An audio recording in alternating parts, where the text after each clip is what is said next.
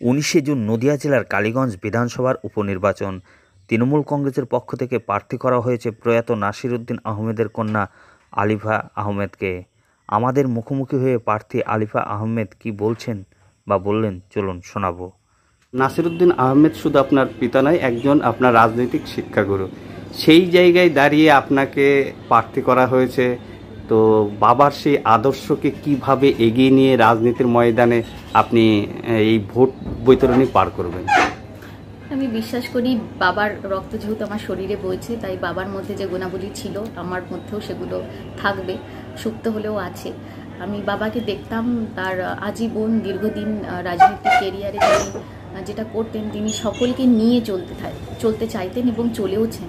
তো আমার সেটাই পরিকল্পনা, ইচ্ছে এবং আমার বিশ্বাস আমি সেটাই করব, যে সকলকে নিয়ে একসাথে চলার যে রাজনীতি, সকল মানুষের উন্নয়ন দিদির মতোই, সেটাই আমার পাথে, আমি সেইভাবেই কাজ করতে চাই। একটা কথা আশেপাশে কান পাতলেই শোনা যায় যে পরিবারতন্ত্রের কথা, যে পরিবারতন্ত্রের হিসেবেই আপনাকে প্রার্থী করা হয়েছে, দিদি সেই হিসেবে প্রার্থী করেছে, এটা নিয়ে আপনি কি বলবেন? দেখুন, আমি এটাকে তন্ত্রের জন্যই যে আমি টিকিট পেয়েছি সেভাবে আমি মনে করি না। এটা পরিবারতন্ত্র নয়, পরিবারের কর্তব্য বলে আমি মনে করি। আমার পরিবার আমি জন্ম থেকে দেখছি, বাবার হাত ধরে তৃণমূল কংগ্রেসের প্রতিষ্ঠাতা এই ব্লকে। তিনি আজীবন কালীগঞ্জের মানুষের পাশে থেকেছেন, কাজ করেছেন, প্রচুর উন্নয়ন করেছেন কালীগঞ্জের বুকে। তো আমার পরিবার বরাবরই তৃণমূল কংগ্রেসের পাশে থেকেছে। আমরা লয়াল, একনিষ্ঠ সারা জীবন ছিলাম এবং যতদিন বাঁচবো থাকবো। তাই আমার পরিবারের কর্তব্য যে আমার পরিবার থেকেও কেউ ওই দলের পাশে থাকুক এবং দিদির উন্নয়নের কাজগুলোকে মানুষের কাছে পৌঁছে দেয়। তাই আমার এটা পরিবারের কর্তব্য হিসেবে আমি দেখছি।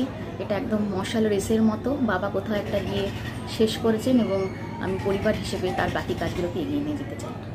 এই ভোটের বৈতরণী পার করার জন্য সাধারণ মানুষের প্রতি কি বার্তা দেবেন?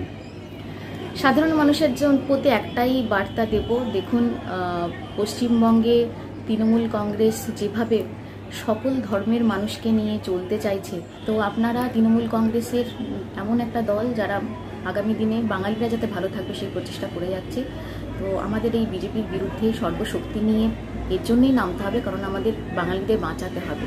সেই সূত্র ধরেই আপনারা তৃণমূল কংগ্রেসের হাতকে শক্ত করুন। দিদি আপনাদের পাশে রাত দিন থাকছেন, অনেক প্রকল্পের মাধ্যমে তিনি মানুষের জীবনের সাথে জুড়ে আছেন। আপনারা এবারের যে উপনির্বাচন প্রচুর ভোটে ভোট দিয়ে তৃণমূল কংগ্রেসকে আবার জয়ী করুন, এটাই আশা রাখি। এই এলাকার প্রার্থী হিসেবে আপনি জয়ের ব্যাপারে কতটা আশাবাদী?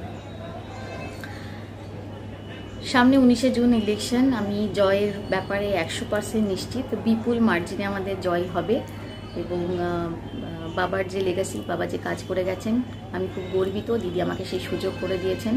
একটা মশাল রেসের মতোই বাবার যে অসমাপ্ত কাজগুলো আছে আমি সেগুলো পূরণ করার সুযোগ পেয়েছি। সেজন্য অনেক অনেক কৃতজ্ঞ দলের।